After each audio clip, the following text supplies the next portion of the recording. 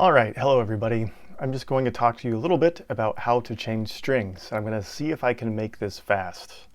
There are many different methods to changing a string. This one is mine. You will have to apply the same principle in reverse for the opposite side of the headstock. I'm just going to do one string, string number 6, our low E, on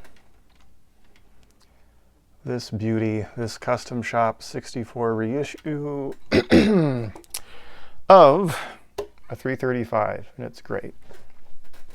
Hopefully you can see this decently well. It seems okay. So anyway, low E number 6 right here. All I need, some kind of a string cutter, some kind of a string winder. You don't even need this if you're patient, but it helps. Sometimes you can find a string cutter and a string winder that are combined. Yippee. Okay, I've already changed 1, 2, 3, 4, and 5, so we're just doing string number 6, and I'm going to show you how. So this is what I like to do. I like to do one at a time. You could just cut the string if you want to make it even faster, but I like to be gentle so that both the guitar, the truss rod, the neck, the strings, the fretboard, the frets themselves, I want to be as gentle as possible because it's going to wear out because I play it a lot anyway. So anyway, I'm just going to unwind the string a bit. I'm holding it so that it doesn't just saw into the nut too much. Hold it off there. I'm going to pull it up, pull it through this side there, and we're done. I'm going to wrap it around just so that it's easier to throw away later, right? So now we have our nice, our nice little old string, used string. Here's our new string. It's coiled, so we're going to uncoil it so it's nice and straight. This is a time that you could do some cleaning, maintenance, etc., because there's no string there if you want, but we're just going to put this thing on.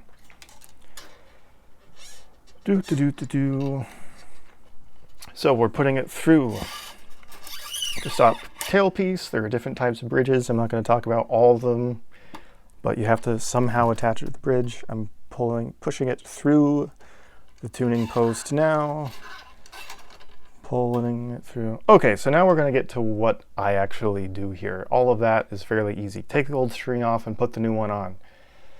Okay, so here is what I'm going to do. I'm going to measure the correct amount of string by pulling the string forward to the next tuning post. So here it is, as tight as I can pull it. It's not super tight, but you know what I mean. The string is taut.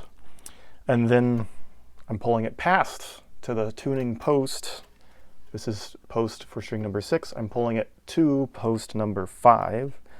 That's the amount of excess string that I want. So now I'm going to pull this excess back to the post that needs to be right there. Now I'm going to kink the string and make one wrap over the string as it comes out of the post, like this. So I might tune it a little bit, turning it in the same direction that I will tune it later, just so that there's a little bit of angle, so it makes this kink part easier. So anyway, kink, I just mean I'm bending it. So I'm bending it in the direction that it will go kind of opposite on each end. And I'm going to wrap this part on top of the post like this and bring it back. I might pull up on the side that's going out. And then I'm just going to tune up from here. If I keep holding the string, I'm holding the string down with my finger, and I'm kind of pulling it up behind, so again that it doesn't just saw into the nut there. Hopefully that will make the nut last longer. So we have our wind above. Now we have a wind below. And it's already in tune, so there you go. So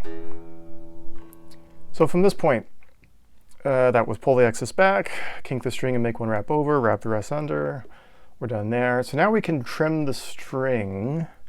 I will only mention that this is a D'Addario hex core. If we had a round core string, just tuning it to pitch like this might be enough to trim the excess. But because I want to be extra sure if I use round core strings, I would probably make a loop here and pull it tight so that I crimp the string against itself just to make sure that with a round core string that the windings don't come undone. Anyway, for this string, it's fine. So we have our clippers here. We're just gonna clip the excess like so. And like I said, we're done.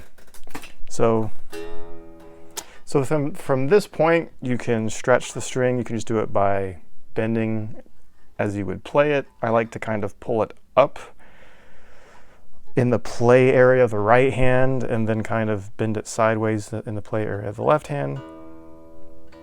One wind going around the post, but over where the string goes through. And then we have another wind going around the post under where the string goes through. And then where the string is exiting, it's sandwiched between the wrap above and the wrap below. So it's kind of locked in place.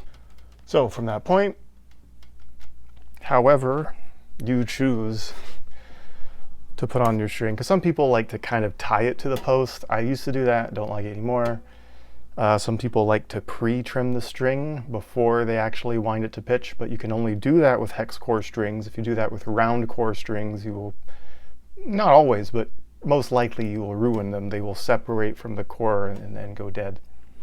So at this point, you just have to stretch, double check your setup, and you're good to go. It's pretty much that easy. So apply that to all the same way if it's a 6 inline headstock. If it's a 6 per, a 3 per side, you would just do the same thing in reverse on the other side. A 6 inline headstock like a Fender would have a shorter distance between the posts, so you might want to pull it like a post and a half forward, or you might not. You just have to see on your individual guitar how much excess length gives you about a 1 wrap over and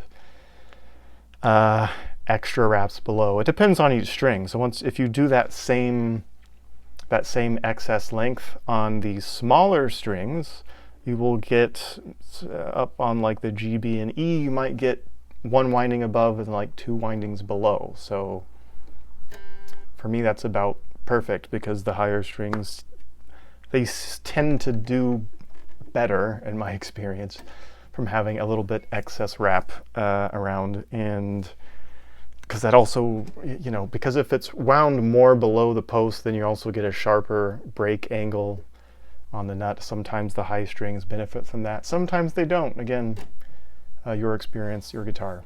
So that's about it. Thanks for watching. See you later. Bye.